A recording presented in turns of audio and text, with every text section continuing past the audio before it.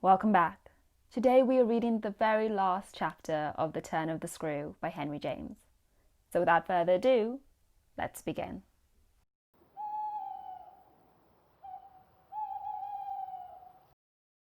The Turn of the Screw, Chapter 24. My sense of how he received this suffered for a minute from something that I can describe only as a fierce split of my attention. A stroke that at first, as I sprang straight up, reduced me to the mere blind movement of getting hold of him, drawing him close, and, while I just fell for support against the nearest piece of furniture, instinctively keeping with him his back to the window. The appearance was full upon us that I had already had to deal with here. Peter Quint had come into view like a sentinel before prison. The first thing I saw was that, from outside, he had reached the window, and then I knew that, close to the glass and glaring in through it, he offered once more to the room his white face of damnation.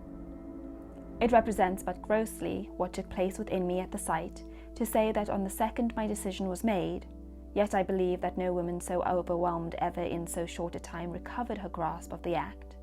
It came to me in the very horror of the immediate presence that the act would be, seen and facing what I saw and faced, to keep the boy himself unaware. The inspiration, I can call it by no other name, was that I felt how voluntarily, how transcendently, I might. It was like fighting with a demon for a human soul, and when I had fairly so praised it, I saw how the human soul, held out in the terror of my hands at arm's length, had a perfect dew of sweat on a lovely childish forehead. The face that was close to mine was as white as the face against the glass, and out of it presently came a sound, not low nor weak, but as if from much further away, that I drank like a waft of fragrance. Yes, I took it. At this, with a moan of joy, I unfolded, I drew him close, and while I held him to my breast, where I could feel in the sudden fever of his little body the tremendous pulse of his little heart, I kept my eyes on the thing at the window, and saw it move and shift its posture. I have likened it to a sentinel, but its slow wheel for a moment was rather the prowl of a baffled beast. My present quickened courage, however, was such that, not too much to let it through, I had to shade, as it were, my flame. Meanwhile the glare of the face was again at the window, the scoundrel fixed as if to watch and wait. It was the very confidence that I might now defy him, as well as the positive certitude, by this time, of the child's unconsciousness, that made me go on. What did you take it for? To see what you said about me. You opened the letter? I opened it. My eyes were now, as I held him off a little again, on Miles's own face, in which the collapse of the mockery showed me how complete was the ravage of uneasiness.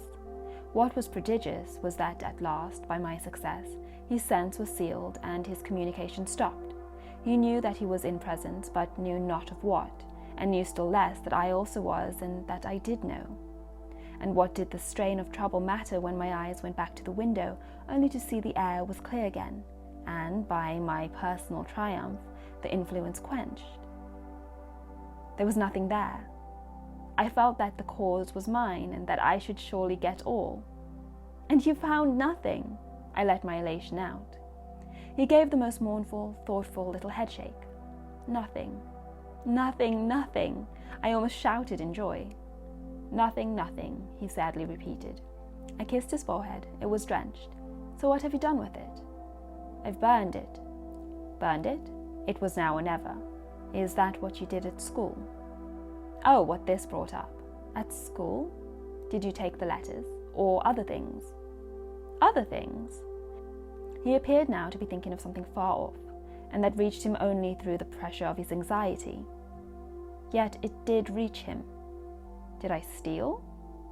I felt myself redden to the roots of my hair, as well as wonder if it were more strange to put a gentleman such a question, or to see him take it with allowances that gave the very distance of his fall in the world. Was it for that you mightn't go back? The only thing he felt was rather a dreary little surprise. Did you know I mightn't go back? I know everything. He gave me at this the longest and strangest look. Everything? Everything. Therefore did you? But I couldn't say it again. Miles could, very simply. No, I didn't steal. My face must have shown him I believed him utterly, yet my hands, but it was for pure tenderness, shook him as if to ask him why, if it was all for nothing, he had condemned me to months of torment. What then did you do?" He looked in vague pain all around the top of the room and drew his breath 2 or 3 times over, as if with difficulty. He might have been standing at the bottom of the sea and raising his eyes to some faint green twilight. "Well, I said things." "Only that? They thought it was enough to turn you out for." Never truly had a person turned out shown so little to explain it as this little person. He appeared to weigh my question, but in a manner quite detached and almost helpless. "Well, I suppose I oughtn't." "But to whom did you say them?" He evidently tried to remember, but it dropped. He had lost it. "I don't know." He almost smiled at me in the desolation of his surrender, which was indeed practically by this time so complete that I ought to have left it there. But I was infatuated. I was blind with victory, though even then the very effect was to have brought him so much nearer was already that of added separation. "Was it to everyone?" I asked. "No, it was only to—" but he gave a sick little headshake. "I don't remember their names." "Were there then so many?" "No, only a few. Those I liked." Those he liked. I seemed to float not into clearness, but into a darker obscure, and within a minute there had come to me, out of my very pity, the appalling alarm of his being perhaps innocent. It was for the instant confounding and bottomless, for if he were innocent, what then on earth was I? Paralysed while it lasted, by the mere brush of the question, I let him go a little, so that with a deep-drawn sigh he turned away from me again, which, as he faced towards the clear window, I suffered, feeling that I had nothing now there to keep him from. "And did they repeat what you said?" I went on after a moment. He was soon at some distance from me, still breathing hard and again with the air, though now without anger for it, of being confined against his will. Once more, as he had done before, he looked up at the dim day as if of what had hitherto sustained him nothing was left but an unspeakable anxiety. "Oh yes," he nevertheless replied. "They must have repeated them, to those they liked," he added. There was somehow less of it than I had expected, but I turned it over. "And these things came round?" "To the masters? Oh yes," he answered very simply. "But I didn't know they'd tell." "The masters? They didn't. They've never told. That's why I ask you." He turned to me again, his little beautiful fevered face. "Yes, it was too bad." "Too bad?" "What I suppose I sometimes said. To write home."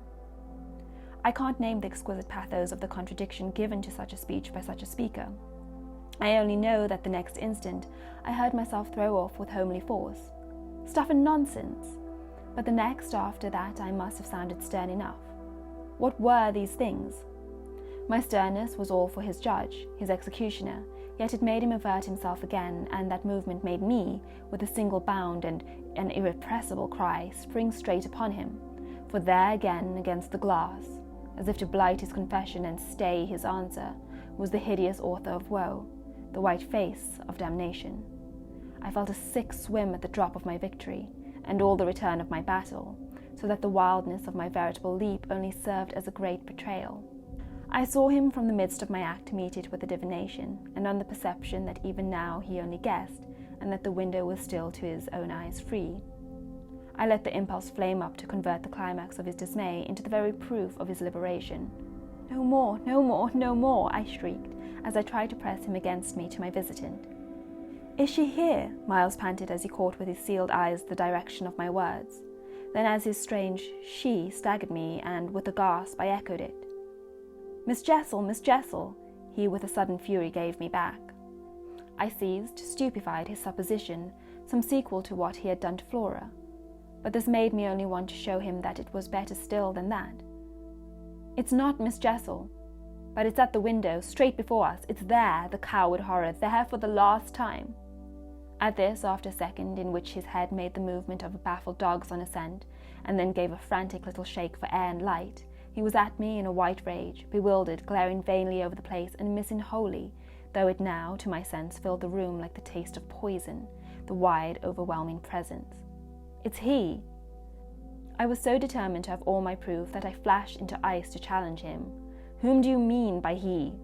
"Peter Quint, you devil!" His face gave again round the room its convulsed supplication. "Where?" There are in my ears still his supreme surrender of the name and his tribute to my devotion. What does it matter now, my own? What will he ever matter? I have you, I launched at the beast.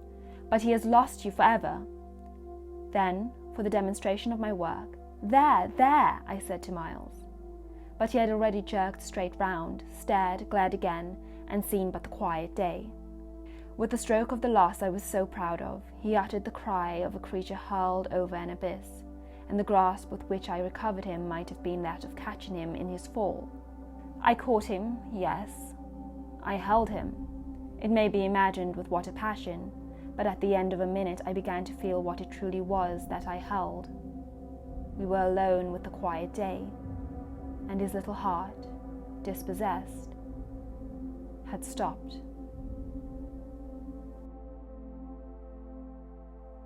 Wow, yeah, I can't believe that's the end of the book. It's pretty dark. And they're really just like Miles, just, you know. Anyway, yeah, I hope you enjoyed it. I definitely enjoyed reading it. That was fun. Unexpected ending. Really shocked by that. But anyway, on to some other things. I will be posting a video in a few days announcing what the next book will be that I will be reading.